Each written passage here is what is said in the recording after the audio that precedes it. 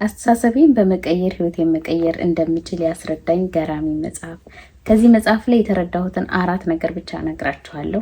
ሪኮመንድ ማድረጋችሁ እንድታነቡት ነው። በጣም ትንሽ መጽሐፍ ናት። 200 ገጽ ብቻ ናት። ኦኬ አንቦት። እኔ በሳምንት ነው የጨረስኩት። ትንሽ ከመሆኑ የተነሳ ነው።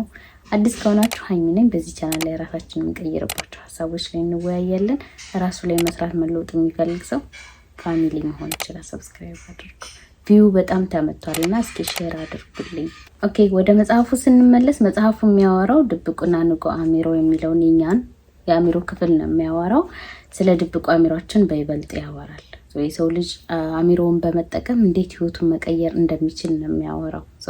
የመጀመሪያው እኔ የወደድኩት ነገር የሰው ልጅ አስተሳሰቡን በመቀየር ብቻ ህይወቱን መቀየር እንደሚችል። ሰው ያሰበውን ነው የሚሆነው። ኔጌቲቭ ነገር የምታስብ ከሆነ ህይወት ላይ የሚከሰተው ያ ስለሆነ እንዴት ነው? እኔ አይገባኝም፣ እኔ እድለ ቢስ ነኝ፣ እኔ እኮ ሰው የለኝም፣ እኔ ብቸኛ ነኝ ባህልን ቁጥር ያለብንን ችግር ባሰብን ቁጥር ህይወታችን ላይ ሀብን የሚያደርገው ያ ነው። ገባችሁ? ሰው የአፉን ፍሬ ይበላል ይላል መጽሐፍ ቅዱስም። ስለዚህ እኛ የምንናገረው ነገር ኢቭን ከራሳችን ጋር የምናወራው ነገር ምን ያክል ዋጋ እንዳለው ፖዚቲቭ ነገር ላይ ባተኮርን ቁጥር ህይወታችን ፖዚቲቭ እየሆነ ይመጣል ነው። ጥሩ ነገሮች በህይወታችን ሀብን እንደሚያደርጉ እንደሚያሳየው የመጀመሪያውን የወደድኩት ያንን ነው። የሁለተኛው ህይወታችንን የሚያበላሸው እምነታችን እኛ ለራሳችን ያለን እምነት እንደሆነ ያሳያል መጽሐፉ። ሁልጊዜ ትሰራላችሁ ትጥራላችሁ ግን አያልፍላችሁ። ምክንያቱም እምነታችሁ አልተቀየረም። እምነታችሁን ነው መቀየር ያለባችሁ ይላል። እሱ በጣም ወድጀዋለሁ። ይሄ እንዴት ነው የሚገባኝ ይሄ ነው ብለን ሳናቀው የምናምነው እምነት አለ በውስጣችን ማለት ነው። ካደግንበት ከቤተሰብ የሰበሰብ ነው እዚህ ድረስ ብቻ ነው የሚቻለው ብለን የእምነት ገደብ አለን በአእምሯችን ውስጥ። እኛ ግን አይታወቀን። ገባችሁ አይደለ? እንሰራለን እንለፋለን እኮ ግን ውጤት የለውም። ያ እምነታችን ነው።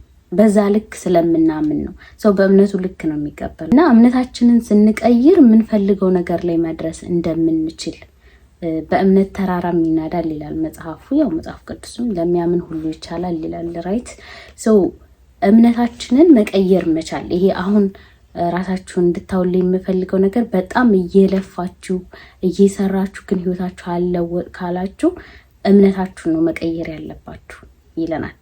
በእምነት ሁሉን ነገር ማድረግ ስለሚቻል ይላል። እኔ ይሄ ነገር የተመቸኝ ለምንድን ነው? እኔ ምን ብዬ የማስብ ሰው ነኝ። የሆነ ነገር ለማግኘት መልፋት መጣር አለብኝ ብዬ የማስብ ሰው ነኝ። ገባችሁ አይደለ? ያው ያደኩትም እንደዛ ነው። ሰው ሲጥር ሲለፋ ነው ያዩትና ምንም ነገር ላይ ሞክራለሁ ግን እንደምፈልገው ውጤት አላገኝም። ያ ምንድነው? ያለኝ እምነት ነው። እምነቴ ይችን ታክል ናት። ገባችሁ አይደለ? ግን እሰራለሁ ጥራለሁ።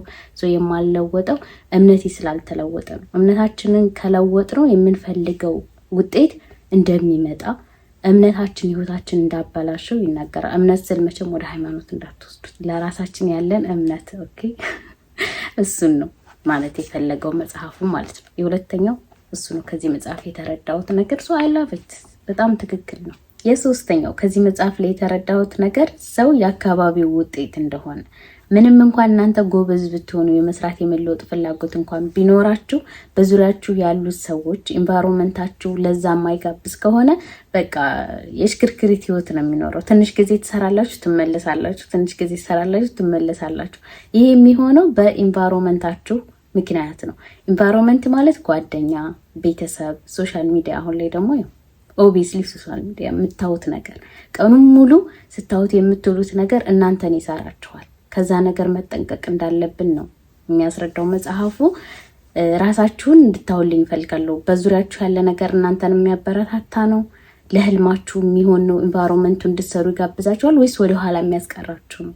ወደኋላ የሚያስቀራችሁ ከሆነ ከትበጥሳችሁ መጣል እንዳለባችሁ ይናገራል መጽሐፉ ማለት ነው። ባይዘው ይሄንን በራሴ ላይ አይቼዋለሁ። እኔ በጣም ሶሻል ሚዲያ ላይ መስራት የምፈልግ ሰው ነኝ። በጣም ሶሻል ሚዲያ እወዳለሁ። ግን በዙሪያ ያለ ሰው ማንም ሰው ሶሻል ሚዲያ አይወድም። ከዛ ደግሞ ያለሁበት ኢንቫይሮንመንት ያለው ሳውዲ አረቢያ ስለሆነ የቤት ሰራተኛ ነኝ። ኦብቪስሊ ምንም ነገር ለማድረግ አይመችም። ገባችሁ አይደለ? በዛ ምክንያት አስበዋለሁ፣ ሰራለሁ፣ አንድ ሰሞን እጠራለሁ፣ ተመልሼ ግን እዛው ነኝ። አንድ ሳምንት ቪዲዮ ሰራለሁ፣ ተመልሼ ደግሞ እዛው ነኝ። አያችኋ? ዙሪያ አልወጣም አካባቢ ለዛ ምቹ ስላልሆነ አካባቢ በጣም ወሳኝ ነው። ጓደኞች፣ ቤተሰብና ያለንበት ኢንቫይሮንመንት ለስራ የሚጋብዝ ከሆነ እኛ የማንሰራበት ምንም አይነት ምክንያት ስለሌለ ሰው አካባቢያችሁን ቀኙ ይላል መጽሐፉ። አራተኛው ከዚህ መጽሐፍ የተረዳሁት ነገር አዲስ ልምድ መገንባት መቻል። ለምንፈልገው ማንነት ለምንፈልገው ስኬት አዲስ ልምድ ነው የሚያስፈልገው። ይሄ ማንነታችን መሞት እንዳለበት ነው የሚናገረው። ምክንያቱም ይሄ ማንነታችን እስካለ ድረስ አዲሱ ማንነታችንን መቀበል ስለማንችል፣ ስለዚህ የአዲስ ልማድ በጣም ወሳኝ ነው። አዲስ ልማድ ስንገነባ ደግሞ ድሮ የምናደርጋቸው መጥፎ ልማዶች አሁን መተው የምንፈልጋቸው ለምሳሌ ኤክስፕሎር ማድረግ፣ ማይረባ ወሬ ማውራት፣ አጉል ቦታ መሄድ አለ። ብቻ መተው የምንፈልገው መጥፎ ልማድ አለ አይደለ? እሱን የምናረግበት ቦታ አለመሄድ ይለናል እዚህ ጋር። በጣም በሰፊው ነው የሚያስረዳው መጽሐፉ። እኔ ግን እንደ ራሴ እንደገባኝ ሳስረዳችሁ፣ ለምሳሌ አንድ ሰው በጣም ጠጭ ነው። ያንን ስካሩን ማቆም ይፈልጋል አይደለ? ምክንያቱም ሰካራም መሆን ስለማይፈልግ ሰው መጠጥ ቤት መሄድ የለበትም። ኦብቪስሊ መጠጥ የሚጠጡ ጓደኞችን ማግኘት የለበትም። መጠጥ ቤት መሄድ የለበትም። እንደዛ አይነት ነገር እንድናደርግ የሚጋብዙንን ነገሮች ቆርጠን መጣል አለብን ይላል መጽሐፉ። ያ አዲስ ልማድ መገንባት፣ ለለውጥ መንገድን ማደላደል መቻል። እዛ ላይ ብዙ ምሳሌዎችን ይጠቅሳል። እኔ በግሌ ግን እኔ የምፈልጋቸው ሰዎች አሉ አይደለ? ነገ ላይ እኔ መሆን የምፈልገውን የሆኑ ሰዎች አሉ። ኦብቪስሊ እነሱ የሚያደርጉትን ነገር ማድረግ መቻል፣ አዲስ ልምድ መተካት፣ እነሱ ጋር መዋል መቻል፣ እነሱን ማውራት፣ የእነሱን ቪዲዮ ማየት ሊሆን ይችላል። እንደዛ ካደረግኩኝ አዲስ ልማድ መተካት እችላለሁ ማለት ነው። አምስተኛ እቅድህን አሳንሰው ይላል። እቅዳችንን ማሳነስ መቻል። እኛ አሁን መለወጥ ስናስብ በአንድ ጊዜ በቃ አንባቢ፣ በአንድ ጊዜ ዩቲዩበር፣ በአንድ ጊዜ ስፖርተኛ መሆን ነው የምንፈልገው። ግን አእምሯችን ስላለመደው ያንን ነገር እንሰለቻለን፣ እንመለሳለን። ድጋሚ ማድረግ አንፈልግም። ለአንድ ሰሞን ነው ኢነርጂያችን ራሱ። ከዛ ይልቅ ትንሽ ትንሽ ማድረግ፣ እቅድም ማሳነስ መቻል። አንባቢ መሆን ከሆነ እቅዳችን በቃ ዛሬ አንዷን ገጽ ብቻ ማንበብ፣ ከዛ መተው ብቻ ኤቭሪዴይ ማድረግ መቻል። በዛ ሰዓት ባታነቢው እንኳን መጽሐፍሽን ይዘሽ ቁጭ ማለት።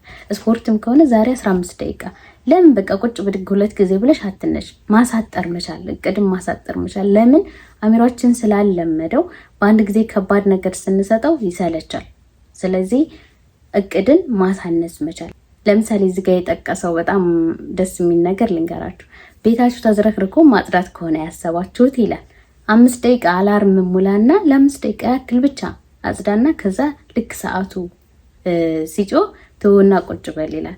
ከዛ አእምሯችን ምን ያደርጋል? መጨረስ እኮ አለብኝ የጸዳውን ስናይ እንነቃቃለን። ምን እናደርጋለን? እቅዳችንን እኛ ማሳነስ መቻል፣ በትንሽ በትንሹ ብቻ መደጋገም መቻል። ከዛ አእምሯችን ሳይጎዳ እኛ የምንፈልገውን ነገር ማድረግ ይጀምራል ማለት ነው። ምክንያቱም ልማድ ስለሌለው አእምሯችን ጅማሬው ላይ ገና ካበዛንበት ኢነርጂ ያጣል፣ እንሰንፋለን፣ እንተወዋለን። እንደዛ ይላል። እኔ ከዚህ መጽሐፍ ብዙ ነገር ወስጃለሁ፣ ግን አሪፍ ናቸው ብዬ ያወጣኋቸው እነዚህ ናቸው። አንቡት። እስከ መጨረሻው ስላዳመጣችሁኝ አመሰግናለሁ። ባይ አዲስ ቻናል ከፍቻለሁ፣ ሃይሚ ቢዩቲ የሚል ሄዳችሁ ሰብስክራይብ አድርጉ። ኦኬ፣ ታንክ ዩ።